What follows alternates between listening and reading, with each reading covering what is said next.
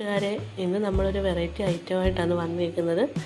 അപ്പം ഇന്ന് നമുക്ക് മത്തി കപ്പ പുഴുക്കുണ്ടാക്കാം. അപ്പോൾ ഇന്നൊരു വെറൈറ്റി ഐറ്റമാണ്. ഇതെല്ലാവരും ഒന്ന് ട്രൈ ചെയ്ത് നോക്കണം. അപ്പോൾ നമുക്ക് ആദ്യമായിട്ട് വേണ്ടത് കുറച്ച് കപ്പയുണ്ട്. അത് നമ്മൾ പുഴുങ്ങാനായിട്ട് നീളത്തിൽ അരിഞ്ഞെടുത്തിട്ടുണ്ട്.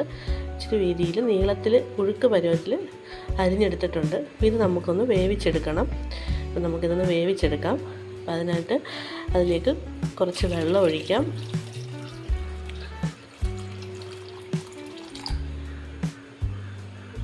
നമുക്കതിലേക്ക് കുറച്ച് ഉപ്പ്, ഇത് കപ്പ വേവിക്കുന്നതിന് വേണ്ടി ഉള്ള ഉപ്പാണ് ഇടുന്നത്. ഇനി കുറച്ച് ഉപ്പും കൂടെ ഇടാം. എന്നിട്ട് നമുക്കിത് ഒന്ന് വേവിച്ചെടുക്കാം. കപ്പ ഇവിടെ അടുപ്പിലേക്ക് വെച്ചിട്ടുണ്ട്. ഇനി ഇത് വിഴുന്നത് വേവട്ടെ. ആ സമയം കൊണ്ട് നമുക്ക് നമ്മുടെ മത്തി റെഡിയാക്കാം, മത്തി ചാള റെഡിയാക്കാം. അതെങ്ങനെയാണെന്ന് ഞാൻ കാണിച്ചു തരാം നിങ്ങൾക്ക്. അപ്പം നമുക്ക് കുറച്ച് മത്തി കിട്ടിയിട്ടുണ്ട്. അപ്പം ഞാനത് വറക്കാൻ നമ്മൾ വരഞ്ഞെടുക്കുന്ന പോലെ തന്നെ മത്തി ഞാൻ എടുത്തിട്ടുണ്ട്. ഇനി ഇതിലേക്ക് വേണ്ട അരപ്പിനാവശ്യമായ സാധനങ്ങൾ കാണിച്ചു തരാം. അപ്പോൾ എന്തൊക്കെയാണെന്ന് നോക്കിക്കോ. അപ്പം നമുക്ക് അരപ്പിനാവശ്യമായ സാധനങ്ങൾ ഞാനിവിടെ റെഡിയാക്കിയിട്ടുണ്ട്. അപ്പോൾ എന്തൊക്കെയാണെന്ന് നോക്കാം. കാന്താരി മുളക് കുറച്ചേറെ എടുത്തിട്ടുണ്ട്. ഇനിയിപ്പം കാന്താരി മുളക് വീട്ടിലില്ല എന്നുള്ള ആൾക്കാർ നമ്മൾ സാധാ പച്ചമുളക് എടുത്താലും വേണ്ടിയില്ല, കുഴപ്പമില്ല. നമുക്ക് എരിവിനാവശ്യമായത് എന്തായാലും കുഴപ്പമില്ല. കാന്താരി മുളക് വീട്ടിലില്ല എങ്കിൽ സാധാ പച്ചമുളക് എടുക്കാം. പിന്നെ വേണ്ടത് വെളുത്തുള്ളിയാണ്. അതൊരു 3-4 അല്ലി വെളുത്തുള്ളി വേണം. പിന്നെ കുറച്ച് ഇഞ്ചി, പിന്നെ കുരുമുളക് എന്തായാലും വീട്ടിൽ കാണുമല്ലോ, കുരുമുളക് വേണം. പിന്നെ ചെറിയ ഉള്ളി വേണം, ചെറിയ ഉള്ളി കുറച്ചെടുക്കണം. ഇത്രയും സാധനങ്ങളാണ് നമുക്ക് അരപ്പിനാവശ്യമായിട്ട് വേണ്ടത്. പിന്നെ കറിവേപ്പില വേണം. കറിവേപ്പില ഞാനിവിടെ എടുത്ത് വെച്ചിട്ടുണ്ട്. കറിവേപ്പിലയും കൂടെ ഇതിൻ്റെ കൂട്ടത്തിൽ അരച്ചെടുക്കണം. നമുക്കിവിടെ കറിവേപ്പില കുറവായതുകൊണ്ട് ഞാൻ അത് മാറ്റി വെച്ചേക്കാണ്. അത് നമുക്ക് ഇത് പുഴുക്ക് വേവുമ്പോൾ ഇട്ട് കൊടുക്കാം. അതല്ല, ഇതിനകത്ത് അരപ്പിനകത്ത് കുറച്ച് കറിവേപ്പിലയും കൂടെ ഇട്ട് അരച്ച് കഴിഞ്ഞാൽ കുറച്ചും കൂടെ ടേസ്റ്റാണ്. അപ്പം നമുക്കിതൊന്ന് അരച്ചെടുത്തിട്ട് വരാം. അപ്പം നമ്മുടെ അരപ്പ് ഇവിടെ റെഡി ആയിട്ടുണ്ട്. മത്തിയിലേക്ക് നമുക്കത് തേച്ച് പിടിപ്പിക്കാം. അപ്പം ആദ്യം നമുക്ക് ഉപ്പിട്ട് കൊടുക്കാം. ആവശ്യത്തിന് ഉപ്പ്.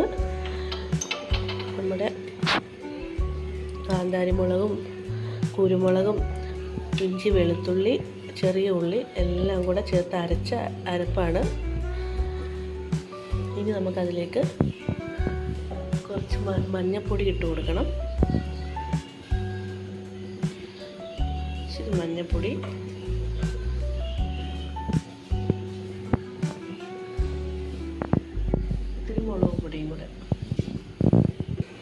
ഇത്തിരി മുളക് പൊടിയും കൂടെ അതിലേക്ക് ഇട്ട് കൊടുക്കാം. ഇനി നമുക്കിതൊന്ന് നന്നായിട്ട് അതിലേക്ക് യോജിപ്പിച്ചെടുക്കാം. മസാലയെല്ലാം അതിലേക്ക് നന്നായിട്ട് പുരട്ടി കൊടുക്കണം.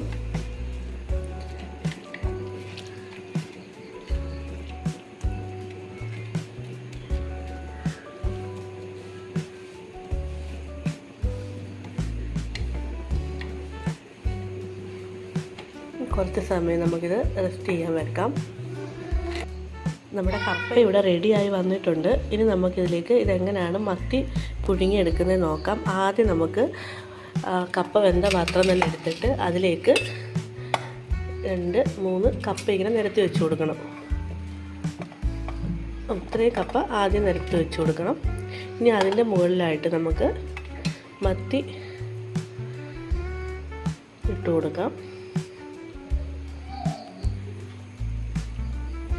അരപ്പോടുകൂടി തന്നെ മത്തി ഇങ്ങനെ പെരക്കി വെച്ച് കൊടുക്കണം. ഇനി വീണ്ടും അതിൻ്റെ മുകളിൽ ലെയറായിട്ട് കപ്പ ഇട്ട് കൊടുക്കാം. ഇനി വീണ്ടും മത്തി അതിൻ്റെ മുകളിൽ വീണ്ടും വെച്ച് കൊടുക്കുക.